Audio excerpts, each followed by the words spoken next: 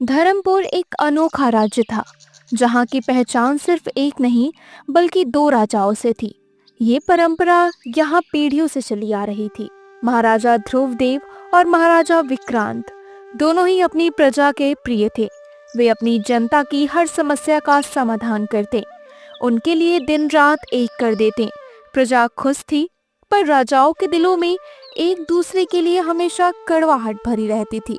मंत्री विशारद, तुम्हें नहीं लगता कि यह परंपरा अब समाप्त होनी चाहिए? एक राज्य में भला दो राजा कैसे हो सकते हैं? यह मेरी समझ से परे है। जी महाराज, ये परंपरा तो हमारे पूर्वजों ने शुरू की थी, शायद किसी बड़े उद्देश्य से। उद्देश्य? कैसा उद्देश्य? जब मैं राजा हूँ तो मेरे बगल में कोई दूसरा सिंहासन क्यों? मुझे ये महाराजा विक्रांत पसंद नहीं आता। वो हमेशा मुझे नीचा दिखाने की कोशिश करता है। कल उसने गांव में एक नया कुआं खुदवा दिया, जबकि मैं पहले से ही तालाब बनवा रहा था। जी महाराज, उनकी यही आदत है। वे हर बात में आपसे आगे निकलना चाहते हैं। महाराजा ध्रुवदेव का महल राज्य के पश्चिमी छोर पर था, जबकि महाराजा विक्रांत का पूर्वी छोर पर था। महाराजा विक्रांत भी अपने मंत्री विजय सिंह के साथ बातें कर रहे थे। मंत्री विजय सिंह, तुम्हें पता है महाराजा ध्रुवदेव ने आज क्या किया? उन्होंने गांव के चौराहे पर अपनी मूर्ति बनवा दी, जैसे कि वह अकेले ही इस राज्य के मालिक हो। जी महाराज, उनकी चालें हमेशा से ऐसी ही रही है। वे आपको नीचा दिखाना चाहते हैं। उन्हें क्या लगता है कि मैं चुप बैठूंगा? ये मेरा राज्य है। मैंने अपनी प्रजा के लिए सबसे ज्यादा काम किया है। यह बात उन्हें नहीं भूलनी चाहिए। दोनों राजाओं और उनके मंत्रियों के बीच अपने आप को ऊंचा दिखाने की होड़ झगड़ों का कारण बनती जा रही थी। कभी कभी उनके आपसी मतभेद इतने बढ़ जाते कि उसका खामियाजा प्रजा को भुगतना पड़ता। मंत्री जयशंकर, अब बहुत हो गया। इस राज्य का एक ही राजा होगा और वो हूं मैं। जाओ, महाराजा विक्रांत को मेरा संदेशा पहुंचाओ। महाराज, क्या आप सचमुच ऐसा करना चाहते हैं? इससे तो दुश्मनी और बढ़ जाएगी। बढ़ जाए, मुझे फर्क नहीं पड़ता। मैं उसे इस राज्य से बाहर निकलवा कर ही दम लूंगा। अब जाओ जल्दी। मंत्री जयशंकर ने एक सैनिक को संदेश देकर महाराजा विक्रांत के महल भेजा। क्या ध्रुवदेव की इतनी हिम्मत? वो मुझे इस राज्य से बाहर निकालेगा? महाराज, लगता है ध्रुवदेव अपने आप को कुछ ज्यादा ही शक्तिशाली मान बैठा है। सही कह रहे हो मंत्री, इसका जवाब तो देना ही पड़ेगा। जा, ध्रुवदेव से कह दे, ये मेरा राज्य है और मैं ही यहाँ का असली राजा हूँ। और रही बात उसकी, तो जल्द ही मैं उसे इस राज्य से बाहर निकलवा दूंगा। ये मेरी खुली चुनौती है। अब जा यहाँ से। सैनिक वापस लौटा और दोनों राजाओं के बीच खुली चुनौती का ऐलान हो गया। जब भी वे दोनों राजा आमने सामने आते, उनकी आंखें एक दूसरे को घूरती।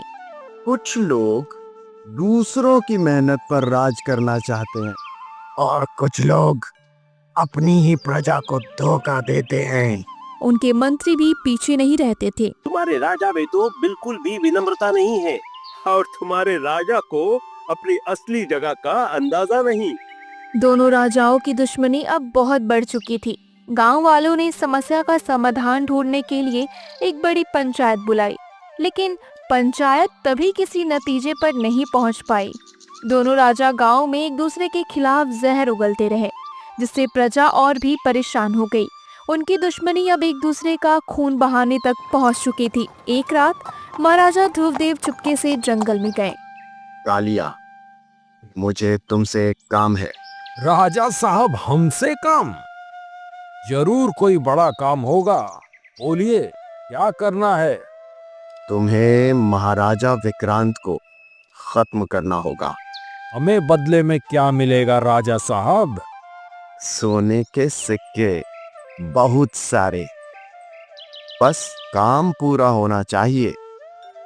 ठीक है राजा साहब, यह काम हो जाएगा आज रात ही। कालिया रात में महाराजा विक्रांत के महल में घुसने की कोशिश कर रहे थे, लेकिन महल के सैनिकों ने उन्हें पकड़ लिया। कौन हो तुम और महल में क्यों घुसे? हमें हमें राजा ध्रुवदेव ने भेजा था महाराज विक्रांत को खत्म करने के लिए। कालिया को काल कोठरी में बंद कर दिया गया। महाराजा विक्रांत को सेनापति ने सब कुछ बताया। जब उन्हें सब पता चला तो वो आग बबूले हो गए और फिर उन्होंने एक अलग योजना बनाई। क्या ध्रुवदेव ने तुम्हें मुझे खत्म करने भेजा था? जी महाराज। उसने तुम्हें मुझे खत्म करने के लिए क्या दिया था? सोने के सिक्के देने का वादा किया था। सोने के सिक्के? जी महाराज। मैं तुम्हें ध्रुवदेव से दुगना धन दूंगा, दुगने सोने के सिक्के और भी बहुत कुछ। बदले में तुम्हें ध्रुवदेव को खत्म करना होगा। दुगना? ठीक है महाराज, ये काम हो जाएगा। कालिया को धन दिया गया और वो महाराजा ध्रुवदेव को खत्म करने के लिए उसके महल पहुंचा, लेकिन वहां भी वो पकड़ा गया। कौन हो तुम और महल में क्या कर रहे हो? मुझे महाराज विक्रांत ने भेजा है तुम्हारे राजा को खत्म करने के लिए। जब महाराजा ध्रुवदेव को ये पता चला तो उसका गुस्सा 7वें आसमान पर पहुंच गया। मैंने तुझे उसको करने के लिए भेजा था और तुम मुझे ही करने आ गया। तूने ऐसा क्यों किया? मुझे महाराज विक्रांत ने आपसे दुगना धन दिया है, इसलिए मैं आपको खत्म करने आ गया, लेकिन पकड़ा गया। मंत्री विजय सिंह, इसे काल कोठरी में बंद कर दो और सुनिश्चित करो कि इसे कभी सूरज की रोशनी ना मिले। कालिया को काल कोठरी में बंद कर दिया गया। दोनों राजा अब एक दूसरे के खून के प्यासे हो गए थे। उनका बस एक ही लक्ष्य था, दूसरे को रास्ते से हटाना। उनकी दुश्मनी इतनी बढ़ चुकी थी कि प्रजा को उनकी उस लड़ाई से बहुत ज्यादा डर लगने लगा। अब दोनों राजा एक दूसरे के खून के प्यासे हो गए हैं। पता नहीं वह आपस में क्यों लड़ रहे हैं। हम तो उन दोनों को ही अपना राजा मानते हैं, लेकिन पता नहीं उन्हें इस बात से क्या परेशानी है। पता नहीं आगे क्या होगा। मैं तो भगवान से प्रार्थना करता हूँ कि सब अच्छा ही हो। एक रात महाराजा विक्रांत ने महाराजा ध्रुवदेव के महल में आग लगवाने की योजना बनाई। आज रात ध्रुवदेव का महल जलकर राख हो जाना चाहिए। महाराज, इससे तो बहुत नुकसान होगा। प्रजा भी बहुत परेशान हो जाएगी और डर भी जाएगी। मुझे फर्क नहीं पड़ता, जब तक ध्रुवदेव खत्म नहीं होता मुझे चैन नहीं मिलेगा। महाराजा विक्रांत के सैनिक ने ध्रुवदेव के महल में आग लगा दी, लेकिन महाराज ध्रुवदेव की सेना ने मिलकर आग को बुझा दिया। विक्रांत, आज तेरा अंत होकर ही रहेगा। महाराजा ध्रुवदेव अपनी सेना लेकर महाराजा विक्रांत के महल पहुंचे। आज तेरा अंत होकर ही रहेगा। मेरा नहीं, ध्रुवदेव, तेरा अंत होगा। दोनों राजा एक दूसरे पर हमला करने ही वाले थे कि तभी पूरा गांव, मुखिया, बिरबल, साहूकार के सभी एक साथ हो गए। महाराज रुकिए, ये क्या कर रहे हैं आप दोनों? आप दोनों की इस जंग ने हम सभी को बहुत परेशान करके रखा है। आप क्यों लड़ रहे हैं? हम तो आप दोनों को ही अपने राज्य का राजा मानते हैं। आप एक दूसरे को मारना चाहते हैं, लेकिन हम एक राजा को भी खोना नहीं चाहते। दूर हटो, यह मेरा निजी मामला है। यह दुष्ट विक्रांत मुझे खत्म करना चाहता है। नहीं, मैं इसे नहीं छोड़ सकता। ये तो सुन ही नहीं रहे हैं। गांव वालों ने उन्हें समझाने की बहुत कोशिश की, पर दोनों राजा किसी की बात नहीं सुनते। वे एक दूसरे की ओर बुरा भला कहने लगे। ठीक है, आज के लिए यह युद्ध यहीं खत्म होता है, लेकिन यह दुश्मनी खत्म नहीं हुई। गांव वालों की बेबसी और रोना देखकर महाराजा ध्रुवदेव एक पल के लिए रुक गए। महाराजा ध्रुवदेव अपने महल की ओर लौट गए। महाराजा विक्रांत भी क्रोधित होकर अपने महल लौट आए, लेकिन दुश्मनी यहाँ खत्म नहीं हुई थी। उन दोनों की ऐसे ही कुछ समय बीत जाता है। धर्मपुर राज्य से कुछ दूर एक शक्तिशाली और क्रूर महाराजा रुद्रदेव का राज्य था। प्रचंड, हमारे पड़ोस जो धर्मपुर राज्य है वो मुझे चाहिए। महाराज वहाँ एक नहीं दो राजा हैं और वह दोनों ही बहुत खतरनाक हैं। तो क्या हुआ? हमारे पास भी बहुत खतरनाक सेना है, लेकिन मैं अभी उन पर हमला नहीं करूंगा। पहले शांति से बात करूंगा, लालच दूंगा। लेकिन आपको वह राज्य क्यों चाहिए? उसमें ऐसा क्या है? वो मैं तुझे बाद में बताऊंगा। ठीक है महाराज। आज ही मैं जाकर उन मूर्ख राजाओं से बात करता हूँ। महाराजा रुद्रदेव अकेले ही धर्मपुर राज्य में पहुंचे और वो सबसे पहले महाराजा ध्रुव से मिले। नमस्कार महाराजा ध्रुवदेव। मैं पड़ोसी राज्य का महाराजा रुद्रदेव हूँ। तुम यहाँ क्या कर रहे हो? क्या कोई मदद चाहिए हमसे? नहीं, मुझे मदद नहीं, मुझे ये राज्य चाहिए। मुझे ये राज्य बहुत पसंद आया है। यहाँ की जमीन बहुत अच्छी है। मैं ये पूरा राज्य तुमसे खरीदना चाहता हूँ। बोलो, कितनी कीमत लोगे? क्या खरीदना चाहते हो? यह हमारा राज्य है। यहाँ के सभी गांव वाले हमारे परिवार हैं। यहाँ की जमीन हमारी माँ है और हम अपनी माँ को बेचते नहीं हैं। तुम जितनी कीमत मांगोगे मैं तुम्हें उतनी कीमत दूंगा। बताओ, कितनी कीमत चाहिए? क्या तुझे समझ में नहीं आया? यह राज्य अब बिकाऊ नहीं है। अब चले जा यहाँ से। अगर नहीं गया तो यहीं मार के दफन कर दूंगा तुझे। महाराजा रुद्रदेव गुस्सा होकर वहां से चले गए। वो सीधे महाराजा विक्रांत के महल पहुंचे। नमस्कार महाराजा विक्रांत, मुझे ये राज्य चाहिए। कितनी कीमत लोगे? कीमत? तुम कौन होते हो मेरे राज्य की कीमत लगाने वाले? जाओ यहाँ से। क्या कोई सौदा नहीं होता? मैंने सोचा था कि शांति से बात करूंगा, लेकिन शायद तुम दोनों को तलवार की भाषा ही समझ में आती है। अब युद्ध होगा, तैयार रहना युद्ध के लिए। सुन, यह राज्य मेरा है और मैं अपने राज्य को किसी को नहीं देता, और ना ही मैं अपने राज्य का सौदा करता हूँ। अब चले जा यहाँ से, नहीं तो तेरे टुकड़े करवाकर तेरे राज्य में फेंक दूंगा। महाराजा रुद्रदेव क्रोधित होकर अपने राज्य वापस लौट आए। प्रचंड, अपनी सबसे खतरनाक सेना तैयार करो। आज ना ही वह दोनों बचेंगे और ना ही उनकी प्रजा। सब कुछ तबाह कर दूंगा मैं। ऐसा क्या है उस राज्य में जिसके लिए आप इतना कुछ करने के लिए तैयार हैं? महाराजा रुद्रदेव सेनापति प्रचंड को कुछ बताते हैं, जिसे सुनकर सेनापति प्रचंड हैरान हो जाते हैं और फिर सेनापति प्रचंड भयानक सेना के साथ धर्मपुर पहुंचते। उन्होंने गांव वालों के घरों को जलाना शुरू कर दिया, खेतों की तहस नहस कर दिया। ये बात दोनों राजाओं के पास पहुंच गई। दोनों राजा अपने मंत्री और सेना के साथ वहां पहुंचे। पकड़ लो इन सभी को, जाने मत देना किसी को भी।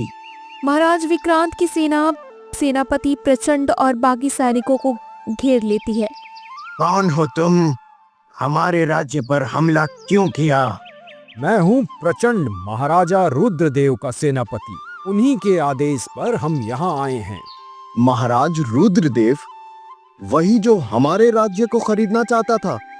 उसकी इतनी हिम्मत, वो हमारे राज्य पर हमला करवाएगा?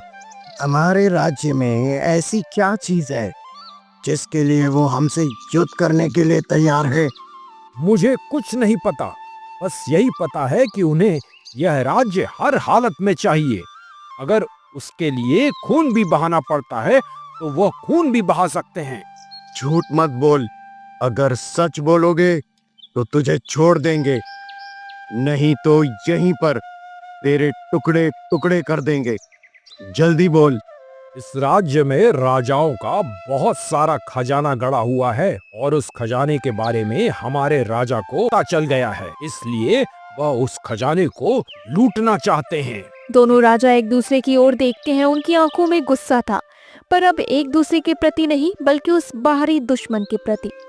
यह हमारा राज्य है और यहाँ का खजाना हमारा है और यहाँ की मिट्टी हमारी है, यहाँ की प्रजा हमारी है। उसकी क्या मचाल कि हमारे खजाने पर हाथ डाले। प्रजा ये सब देखकर खुश होती है कि उनके राजा पहली बार एक साथ उनकी रक्षा के लिए लड़ रहे हैं। तुम उनका कुछ नहीं कर सकते, अब बहुत ताकतवर हैं। अगर वो ताकतवर है तो हम भी कम नहीं हैं। हम ईंट का जवाब पत्थर से देना जानते हैं। तुम तो आपस में ही लड़ रहे हो, एक दूसरे को खत्म करने के लिए युद्ध कर रहे हो, तो तुम हमारे महाराज को कैसे मारोगे? दोनों राजा एक दूसरे की ओर देखते हैं। उनके चेहरे पर एक हल्की सी मुस्कान आती है। अरे ओ मूर्ख, तुझे क्या लगता है कि हम अपनी आपस की लड़ाई के कारण अपनी प्रजा को भूल जाएंगे? हमारी लड़ाई अलग है और राज्य की रक्षा हमारे लिए सबसे ऊपर है। हम दोनों भले ही दुश्मन हैं, एक दूसरे को बुरा भला कहते हैं, लेकिन अगर कोई भी हमारे राज्य की तरफ आंख उठाकर भी देखेगा तो उसकी आंखें नोच के उसे जिंदा दफन कर देंगे। जा अपने राजा से कह दे कि इस राज्य की तरफ आंख भी उठाकर देखेगा तो उसकी आंखें नोच लेंगे। सेनापति प्रचंड अपनी सेना को लेकर डर कर वहां से भाग जाता है। दोनों राजा भी अपने अपने महल की तरफ चले जाते हैं। उधर सेनापति प्रचंड महाराज रुद्रदेव को सब कुछ बताता है। क्या उनकी इतनी हिम्मत? अब वो दोनों नहीं बचेंगे। प्रचंड, और सेना तैयार करो, कल हम उन पर हमला करेंगे। उसी रात महाराजा विक्रांत चुपके से जंगल की तरफ जाते हैं। एक और खतरनाक साथी की जरूरत पड़ेगी, जिसे देखकर ही उनके पसीने छूट जाएं। महाराजा विक्रांत कुछ देर बाद वापस अपने महल लौट आते हैं। उनके चेहरे पर एक योजना की झलक थी। इसी बीच महाराजा ध्रुवदेव अपनी काल कोठरी में जाते हैं। कालिया, क्या तुम हमारी मदद करोगे? मैं आपकी मदद क्यों करूं? बदले में मैं तुम्हें यहाँ से आजाद कर दूंगा और तुम्हें धन भी दूंगा। आजादी और धन भी? ठीक है राजा साहब, मैं मदद करने को तैयार हूँ। अगले दिन सुबह महाराजा रुद्रदेव अपनी खतरनाक सेना के साथ धर्मपुर राज्य में घुसते हैं। उनके सामने महाराजा ध्रुवदेव, महाराजा विक्रांत, उनके दोनों मंत्री और काल कोठरी से आजाद हुआ डाकू कालिया खड़े थे। उनके साथ एक और डाकू था जिसे देखकर किसी के भी पसीने छूट जाए। उसका नाम था अंगार और उसके पूरे साथी भी वहीं खड़े थे। इसी डाकू को बुलाने के लिए महाराज विक्रांत रात में जंगल गए थे। महाराजा रुद्रदेव, तुम्हारा स्वागत है। तुम्हें क्या लगता था कि तुम आसानी से हमारे राज्य को छीन लोगे? महाराजा रुद्रदेव की पूरी सेना और सेनापति प्रचंड अंगार और उसके साथियों को देखकर डर जाती है और भागने लगते हैं। तुम भाग क्यों रहे हो? उन पर हमला करो। उन पर भाग क्यों रहे हो? प्रचंड, हमला करो उन पर। महाराज, वह जो सामने डाकू खड़े हैं वह दोनों बहुत खतरनाक हैं और दूसरा वाला तो निर्दयी है, वह किसी को नहीं छोड़ता। मेरी मानो तो आप भी भाग लो। सेना को सेनापति प्रचंड डर कर भाग जाता है। महाराज रुद्रदेव अकेले रह जाते हैं। महाराजा रुद्रदेव अकेला ही दोनों राजाओं को बड़ी बड़ी धमकियां देता है और उसकी आवाज में डर साफ झलक रहा था। मैं किसी को नहीं छोड़ूंगा। मैं अकेला ही तुम सभी को खत्म कर दूंगा। वो अकेला ही उन दोनों राजाओं और डाकुओं की तरफ बढ़ता है, लेकिन डाकुओं की शक्ल देखकर उसके पसीने छूट जाते हैं और वो रुक जाता है। क्या हुआ? डर गए? यही थी तुम्हारी ताकत और यही थी तुम्हारी ताकतवर सेना जो पीठ देकर भाग गई। इसके टुकड़े टुकड़े करके इसी के राज्य में फेंकाओ। मैं हार मानता हूँ, मुझे छोड़ दो। मैं कभी भी तुम्हारे राज्य पर आंख उठाकर नहीं देखूंगा। गलती तो तूने की है, हमारी प्रजा को परेशान किया है और हमारे राज्य पर अपनी गंदी नजर डाली है। उसकी सजा तुझे मिलेगी। जाओ, इसे ले जाओ और काल कोठरी में बंद कर दो। सैनिक रुद्रदेव को पकड़कर ले जाते हैं। तभी गांव वाले भी वहां खड़े थे और सभी ताली बजाते हैं और जय जयकार करने लगते हैं। तभी एक बूढ़ा किसान मुखिया बिरबल आगे आते हैं। हमारे राजाओं की जय हो, महाराज ध्रुवदेव की जय हो, महाराज विक्रांत की जय हो। महाराज, अब आप दोनों भी मत लड़िए। हमारे लिए तो आप दोनों ही एक समान हैं। अब दोनों ही हमारे राजा हैं। कृपया करके इस युद्ध को बंद कर दीजिए। दोनों राजा एक दूसरे को देखते हैं। उनके मंत्री जयशंकर और विजय सिंह भी एक दूसरे को देखते हैं। धीरे धीरे दोनों राजाओं के चेहरे पर एक मुस्कान आ जाती है। माफ कर दो मित्र, मुझसे गलती हो गई। अरे कैसी माफी मित्र, गलती तो हम दोनों की ही थी, लेकिन अब हम ऐसी गलती नहीं करेंगे। हम एक साथ रहेंगे और एक साथ अपनी प्रजा की सेवा करेंगे। उनके मंत्री भी खुशी से एक दूसरे को गले लगा लेते हैं। तभी डाकू अंगार आगे आता है। महाराज, मैं जा सकता हूँ अब? ठीक है अंगार, जाओ। अगर कभी और मदद की जरूरत हुई तो फिर बुलाएंगे। अंगार और उसके साथी वहां से चले जाते हैं। कालिया महाराज ध्रुव से कहता है, महाराज मैं जा सकता हूँ अब। ठीक है, जाओ, मैंने तुम्हें आजाद किया। कालिया भी वहां से चला जाता है।